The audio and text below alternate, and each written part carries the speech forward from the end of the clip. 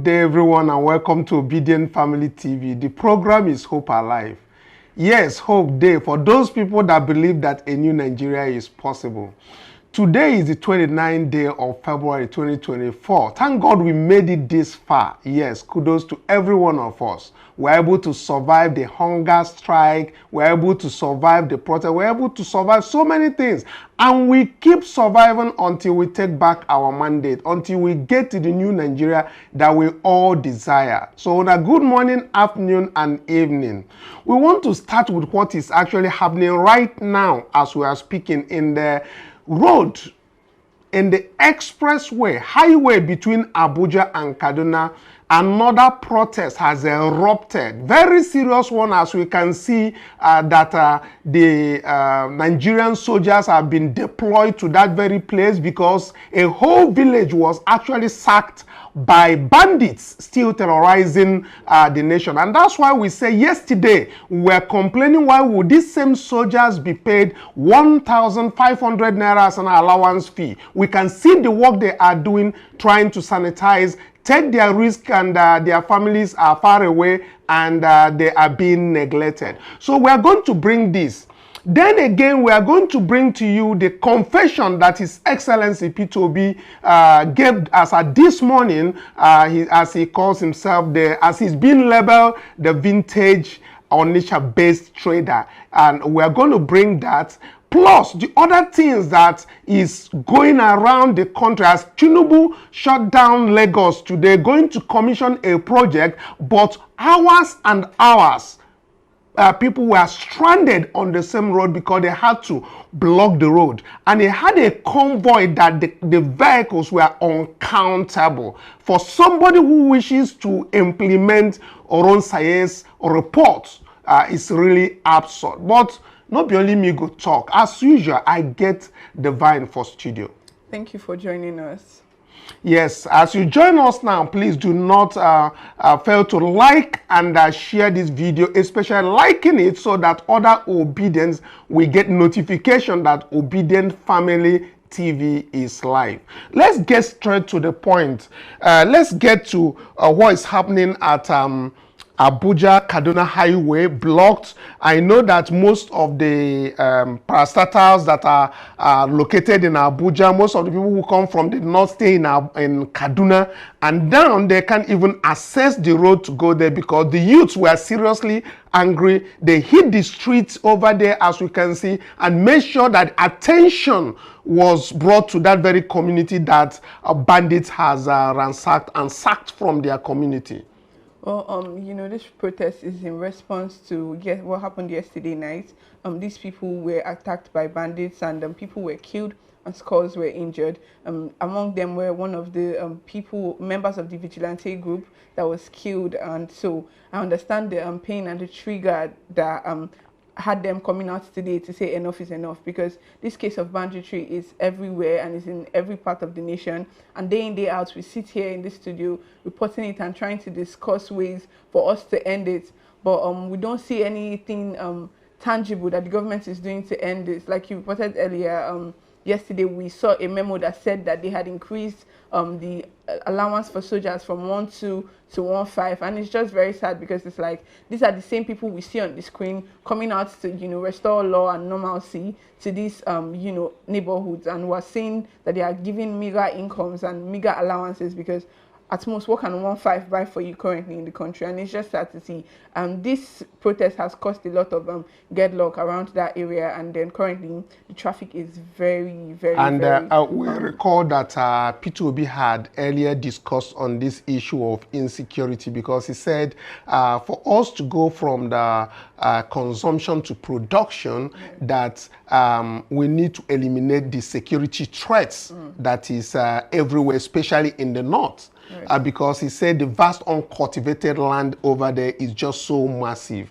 And we have seen that these bandits we are talking about, they are not headless. I mean, they have leaders, and some of their leaders has come out to express, I mean, they are walking freely carrying AK-47. Is it that our security operatives cannot be able to smoke them out? Or is it every time we'll be having loss of life? We have that happen in so much in Plateau State. We reported so much on Plateau State, and it seems like they have gone underneath. But now Kaduna again, the whole village, and nobody is talking how many people has been killed. Well, it's really sad to see. Speaking of banditry, the House of Senate recently invited the CP and Wike to, discuss the situations going on in the FCT, talking about the kidnappings, the banditry, and all the insecurity going on. And it was during this meeting that they had different conversations. Also talking about Ned Woko, the man who we condoled with his family yesterday, who lost his life, right? So these were part of the questions that were raised during this, meeting with the Senate, right? But if you notice that they are summoning the CP, the Commissioner of Police in FCT, and summoning Wike, it seems like it's political, because what they said is that the clerk of the National Assembly is going to write at a given date. You understand me? So it was not like an instruction that was given that they must appear. You understand? Yes. And again, when we talk about the late head of Ned Nwoko, now because it affects the senator, you understand, that's why they are taking this action. Whenever it happens outside where it doesn't touch them, they don't take that the necessary action. But when it touches them, it's when this thing. And again, we have even somebody who actually came out to say that a time will come when these things happening is going to get to them. You understand? Right. When it does get to them, then I believe that it is going to happen. They said the hunger is too much, of course. Whether that is driving bandits, we wouldn't know. But very soon, if the poor have nowhere to go, like they said, they will go after the leaders. You understand? Let's even take and listen to that coming from the CUPP, coalition of political parties. Right. Have a video where they say that these things that are happening, the insecurity going on, that if they don't attend to it as they should, it will get to them. Right. As you know, we are talking about this community now that has been sacked as at this morning. You know, they're patrolling because the road was blocked. It means it touches them. But who cares about that community? Because they are poor community. Assuming a senator or a House of Rep member's house was burned there, don't you think it will make headlines? Well, of course, we know it's going to make headlines. And once again, this is just them trying to get their voices to be heard, right? And then this conversation that we had with that the coalition of political parties had, they were just speaking and talking about how the government needs to act fast, because not just the insecurity, the hunger too. And it's just really sad. Recently, we saw the Association of People Who Produce Water saying that a sachet water currently is sold for 15 naira, which is just very saddening, and that if care is not taken, very soon we're going to proceed to selling one sachet of water for 100 naira, and it's just very damning. It's just something that when you think about, water used to be 5 naira, 10 naira. I grew up to seeing all of that, and then to just wake up to a point where we get to buy one sachet of water for 100 naira just shows that there are scary times ahead for Nigeria. Okay, while we go ahead to hear what the coalition of our political parties has to say about the hunger and the insecurity in the country, do not forget, for those people in diaspora, I had somebody who hit me up this morning to say that one fufu that is of my handfold is sold for about $1. That is 1,500. But let's take a listen to what the CUPP had to say. We're here today to try to see, because political parties are primarily critical stakeholders in the democratic process of Nigeria, and the political party must play their role, like what the African Democratic Congress have done over 2 decades. We must know that we will stand our ground. We will look at Section 221, Section 222, and Section 229 and see how political party can be strengthened, further strengthened, and given the level of independence that they require. Because the only way multi-party democracy can grow and flourish is when elections are free, when elections are fair and when elections are credible. And if these three ingredients are present in our electoral system, then it is possible to have growth and development. Because Nigeria today, the poverty in our system, the mismanagement, the policy somersault, the cost of living is so high that if we don't speak, then if the poor have nowhere to go, then they will come after those in government. So it is important that we speak, and we speak truth to power, that Nigeria should start to work for our people. We are tired of telling Nigerians to be patient. We are tired of telling Nigerians to tie their belt. Why those in government are living ostentatious life? It is time to call national conversation. And the national conversation don't discriminate about, oh, this is a party in power, this party in government. Party in government has failed. That's why it's like the nation is crippled. Call all the parties and critical stakeholders for a major conversation so that we can all come up with a solution, because the situation where we find ourselves now is very, very, very threatening, with riots, not just even a riot, with hunger in every home. Hunger in 99.5% of the homes in Nigeria. You were like, sachet water is going for 100 naira. Is that, are you sure about that? Currently, it's retailing for 15 naira, and I mean, Nigeria gets worse than it is. I wanted to use the word worse, but I realized that that's not an English word. But currently, the situation in Nigeria, if there's any word like that, it gets worse and worse every day, right? And it's just very sad to see. Because I mean, you are at liberty to even say worst to myself. Because it is very, very, very, saddening. I bought water for 15 naira, and I really could not believe it, because it was like a rumor. It was something that I just believed that even if things get that bad, some things are just, they just have a staple price. But to see water go from something we used to buy, and it kept, going progressively bad, and then now we're at 15 naira. I won't be surprised if I wake up tomorrow and they say, oh, one sachet water is 200 naira, because there's nothing that's impossible in this country. So about what you were saying about one wrap or one little wrap of fufu being $1, I won't put it past them, to be very honest. Yeah, it's about 1,500 if we look at the rates that the dollar is, which tells us about the exportation that His Excellency P2B was talking about. But let's hear from the people who are selling pure water, who produces pure water, to tell us what they think and where we are headed. Let's take a listen. For 50 naira, and it's even going up to 100 naira if here is nothing. But at our own point, there's nothing we can do. The cost of production, as at last December, we are buying materials for 1,100 naira per kg, and a ton gives you 1.1 million. As I talk to you now, that same kg of nylon is now 3,600, 3,700, and that's 3.7 to 3.8 million naira, and 3.6 million. We are no more costing the cost of treatment. We don't put it into our cost.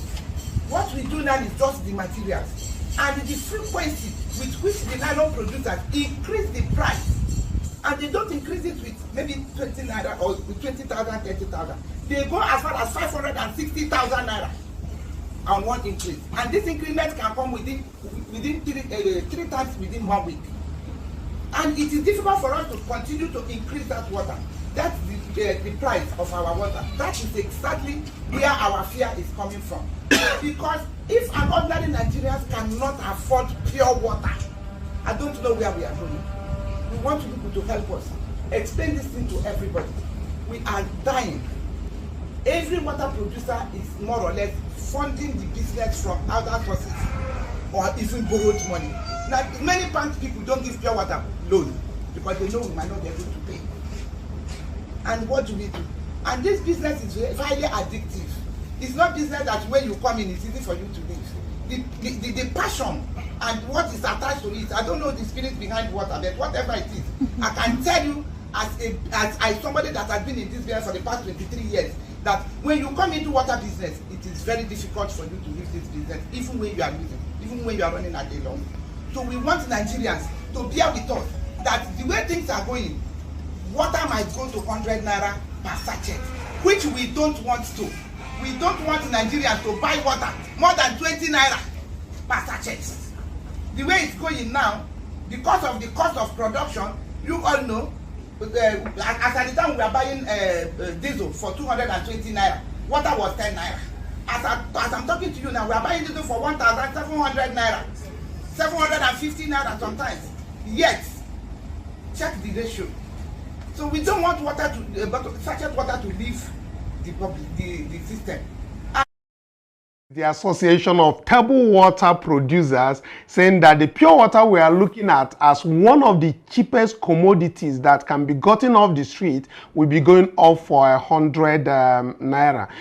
Then that takes us back to how much is the bag of rice now. And I have an analyst who came on national TV to analyze how much a spoon of rice was worth from the time of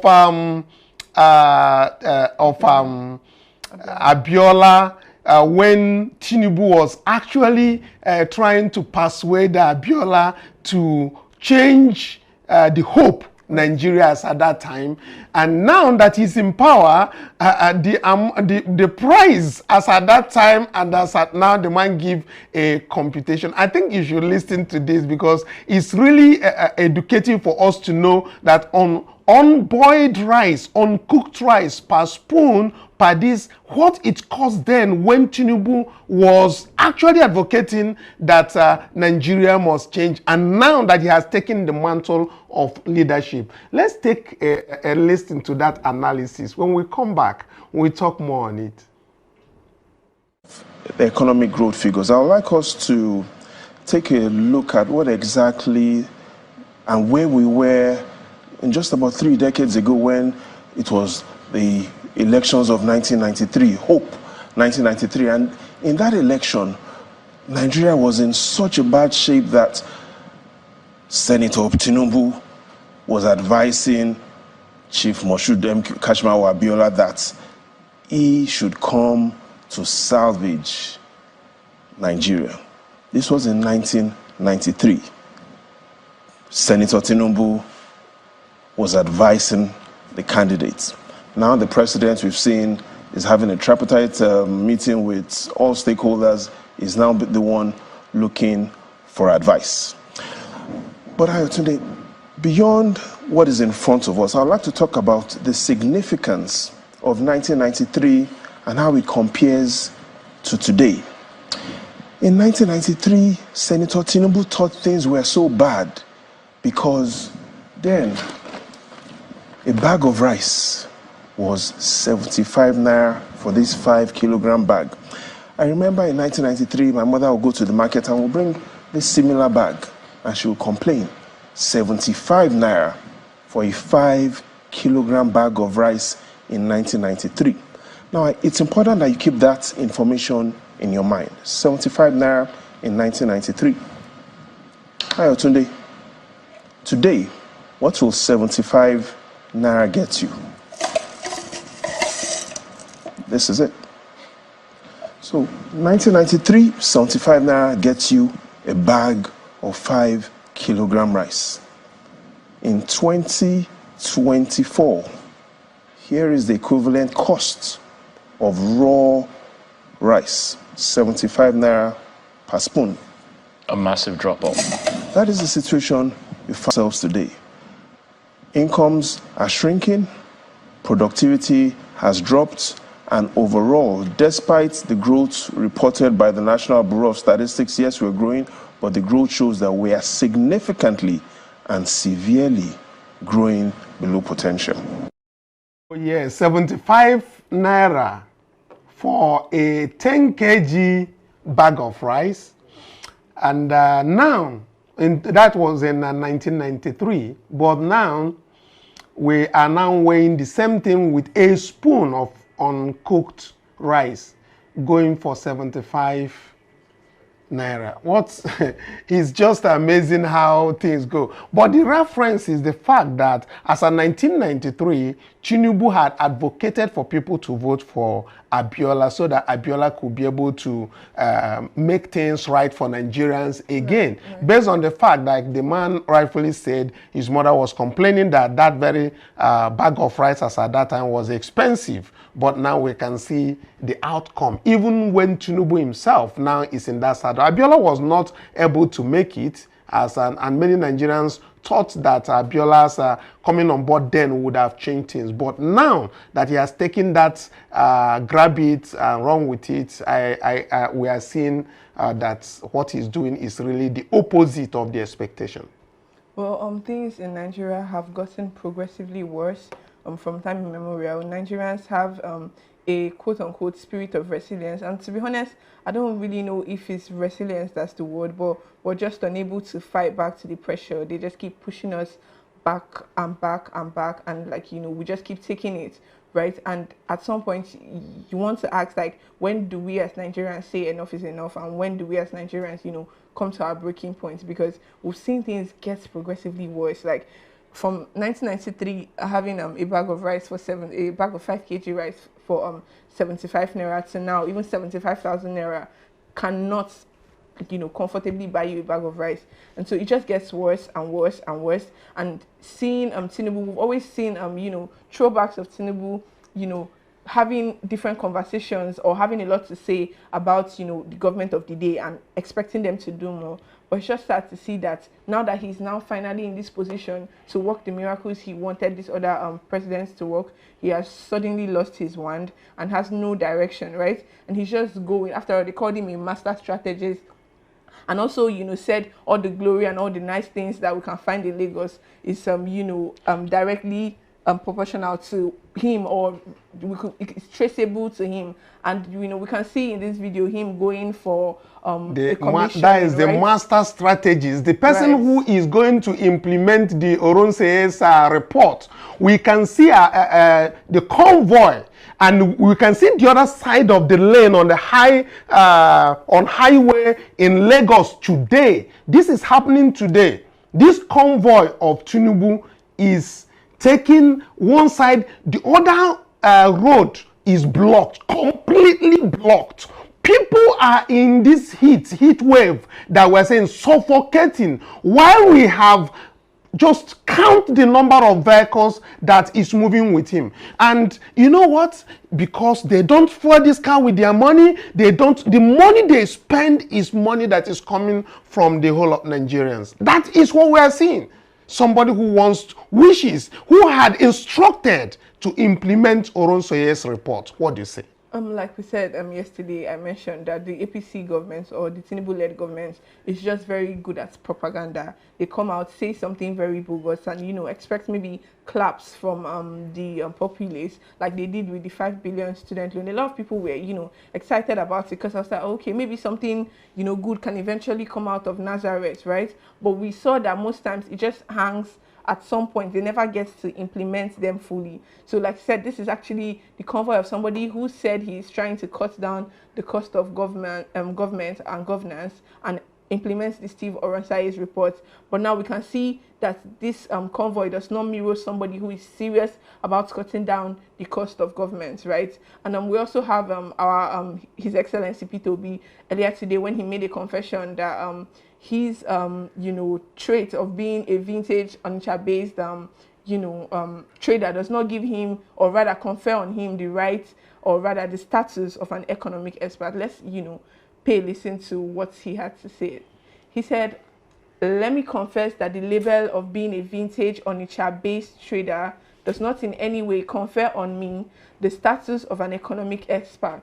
With my vast trading knowledge and my involvement in the real sector, I am of the strong opinion that the recent decision of the Monetary Policy Committee to increase the monetary policy rate, MPR, to 22.5 and the cash reserve ratio to 45% will further worsen the economic situation of most Nigerian households, as it is bound to cause more job losses in the productive sector, especially manufacturing and other sectors that rely on bank loans and credit facilities for their funding needs." He went further to say that tightening liquidity in the financial system does not improve productivity, that is, food production, which is the major cause of inflation in Nigeria.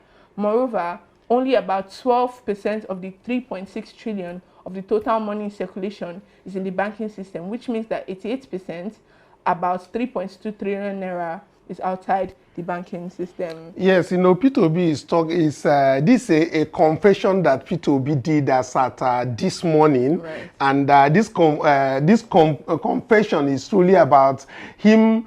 People who had labeled him to be an Onitsha trader who probably might not have a very good or sound idea about this. Is trying to give them to educate them on how these things will work, and trying to, you know, when they mention or label P2B to be an Onitsha-based trader, there is fundamental things they forget, that P2B, his resume and his CV is obviously out there in the open for everyone to know. He's not just the ordinary Onitsha trader that you know. Right. I mean, when you talk about the real sector, he has vast knowledge on it. You talk about banking, finance, and all of those things. I mean, he's grounded. The issue of importation and all of these things, I mean, that is like a background for him. So those who label him as the Onitsha-based vintage trader, they are just, you know, trying to say whatever